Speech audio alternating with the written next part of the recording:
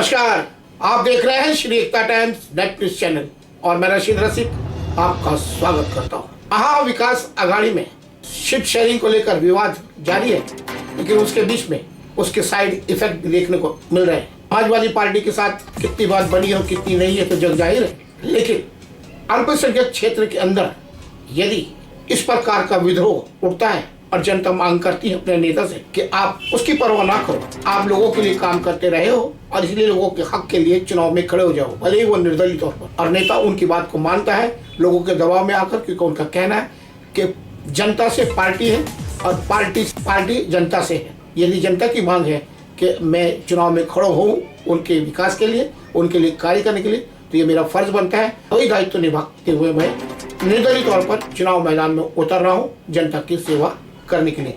इस प्रकार के विचार अपने मन में रखकर मलाड पश्चिम में समाजवादी पार्टी के महासचिव रह चुके हैं सादिक पठान, उन्होंने जनता की मांग को मानते हुए निर्दलीय तौर पर चुनाव में लड़ने का ऐलान कर दिया है और 28 तारीख को वे फॉर्म भरने के लिए जा रहे हैं। उनका स्पष्ट कहना है कि हमारे जो वरिष्ठ नेता है वो अपनी जगह पर है, लेकिन मलाड में हमारे लिए व्यवस्था नहीं हो पाई है ठीक से, मुंबई भर में वो काम नहीं हो पाया, लेकिन नीचे स्तर पर आम कार्यकर्ताओं के साथ क्या स्थिति होती है उनका आभास उनको होना चाहिए।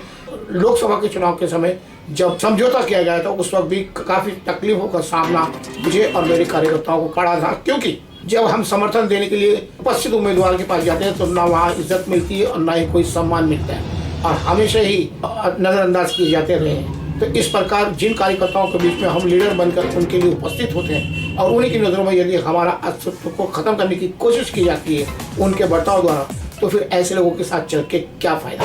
मजबूरन लोगों के भले के लिए, लोगों के कल्याण के लिए हम चुनाव में उतर रहे। इस प्रकार की सोच रखकर उन्होंने सामाजिक लोगों के दबाव में और सामाजिक संस्थाओं तथा और अपने चहेते कार्यकर्ताओं के दबाव में आकर इस वक्त जो मलाड पश्चिम में विधायक है असलम शेख, समझौते के तहत उनको सीटें मिली हैं, सबको पता है कि कदम आगे बढ़ाते हुए सादिक पठान ने चुनाव में उतरने का फैसला कर लिया है जनता के दबाव में आकर, जनता की बात को मानते हुए।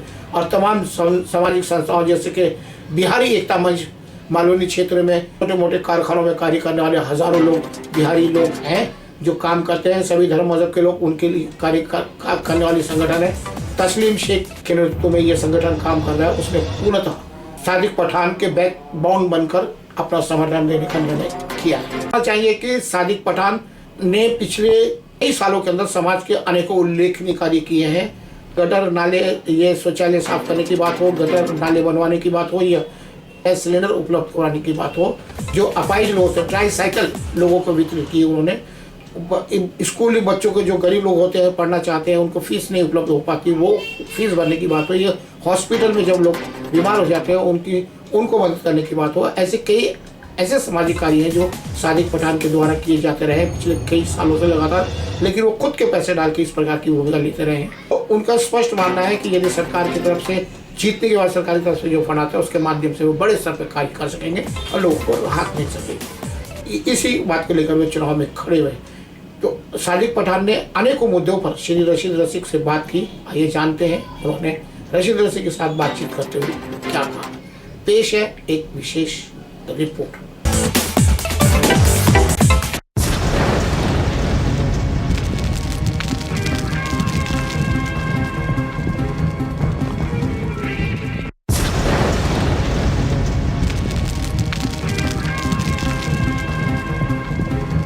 पार्टी के प्रति उनकी जो समर्पण है वो अभी भी वैसे ही है, लेकिन जनता का दबाव ज़्यादा भारी हो रहा है और इसलिए बिहारी एकता मंच जैसी अनेकों संस्थाएं हैं जो उनको आगे प्रोत्साहित करें कि आप जनता के समाज के उत्थान के लिए आप आगे बढ़ो। और सादिक पठान ने भी उनकी भावनाओं को समझते हुए पार्टी को समझने की हिदायत दी है।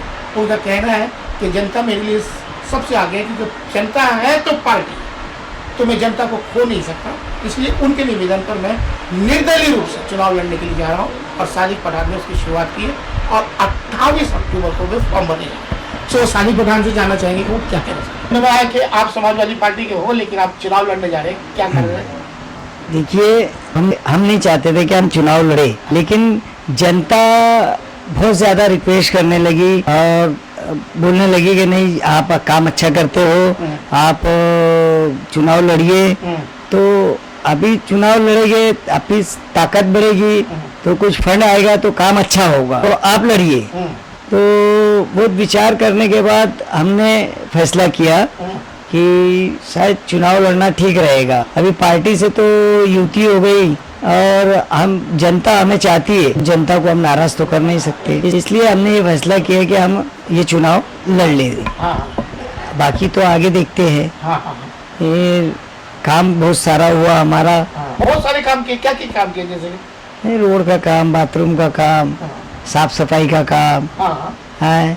किसी का कोई ऐसा मसला आ जाता है हॉस्पिटल का, उसके लिए दौड़ भाग, मतलब जनता के बीच में हम हैं। जनता की, हाँ, स्कूल का फीस भरने का, किसी का गरीब का कोई मसला आ जाए, वो साइकिल, वो अपंग लोगों के लिए, तो जनता चाहती है कि मैं इलेक्शन लड़ूं। बहुत सारी एनजीओ भी हमारे साथ है, जैसे कि बिहारी एकता मंच है और भी दूसरे कई है।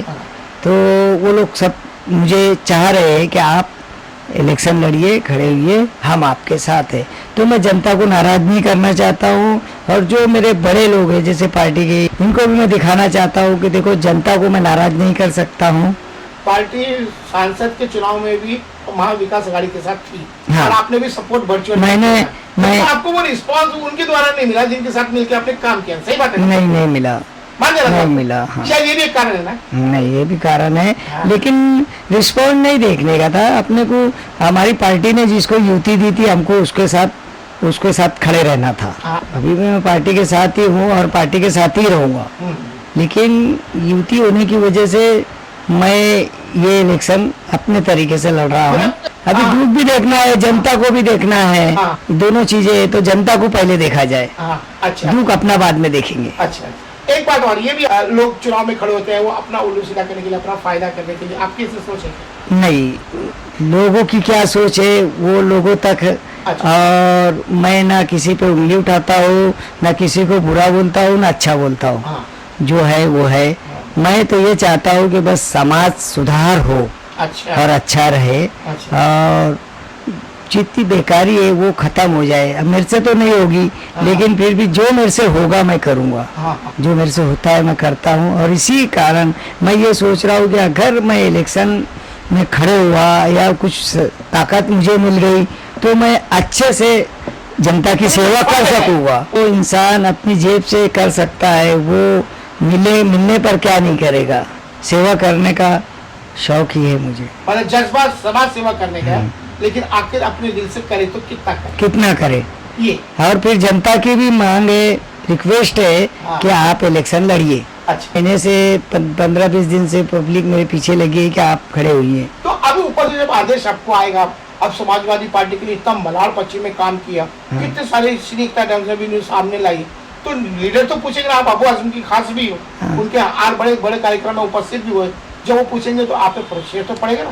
देखिए, अबू आसिम जी जो है वो हमारे माननीय नेताजी है और बड़े आदर्श है। वो अच्छे आदमी है, लेकिन कैसा युति होने की वजह से हमको भी उन्हें जो दिखाना है कि जनता क्या चाहती है। अच्छा।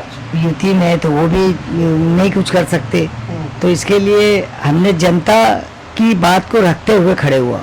जनता हमें चाहती है कि हम खड़े हो जाए इलेक्शन में। मतलब तो आपने देखा, युति हो ये अच्छी बात है, ताकि सिद्धांत और विचार वो की जीत हो, और इसी हिसाब से राजनीति चलती भी है। लेकिन जब यही युति जब नीचे स्तर पर आती है तो वो कहीं ना कहीं दम तोड़ती नजर आती है, क्योंकि नीचे स्तर पे जो कार्यकर्ता होता है दूसरी पार्टी का, जिसके नेता ऊपर बैठ के समझौता करते हैं युति के अंदर, वो कार्यकर्ता जो नीचे होते हैं दूसरी पार्टी का, वो खुद को शोषित होते हुए देखता है, और उन जो एक एक कार्यकर्ता जमा करता है वो अपने पक्ष के लिए, अपनी पार्टी के लिए, वो कहीं ना कहीं टूटते हुए नजर आते हैं। और शायद इसी कारण इस प्रकार पार्टी के पदाधिकारी बड़े पद पर होते हुए छोड़कर निर्दलीय रूप से खड़े होने के लिए होते हैं, और ये उदाहरण देखने को मिल रहा है सादिक पटना। तो मैं रशीद रसीक मलाड, मालूम।